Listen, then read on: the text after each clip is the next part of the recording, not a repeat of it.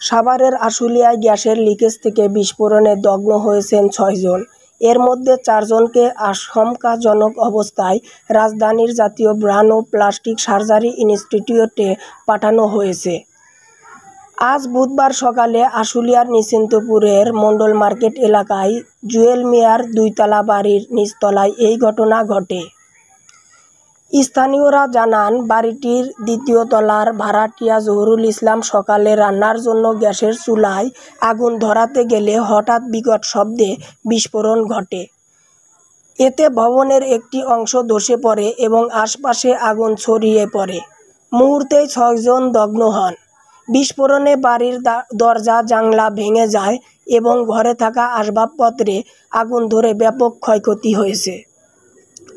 ঘটনাস্থলে জাহানারা, জুয়েল, শান্ত, হাওয়া আক্তার, জহুরুল ইসলাম ও নাসির সহ এই ৬ জন ব্যক্তি ব্যাপকভাবে আহত হন।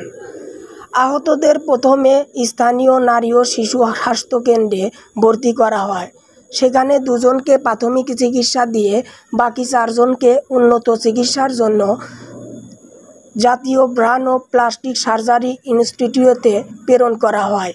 ডিইপিজেড ফায়ার সার্ভিসের ডিউটিম্যান আল রিফাত তালুকদার জানান, ধারণা করা হচ্ছে গ্যাস লিকেজ হয়ে ঘরে গ্যাস জমে গিয়েছিল। চুলায় আগুন জ্বালানোর সঙ্গে সঙ্গেই বিস্ফোরণটি ঘটে। Jasimuddin, unlimited news, BD.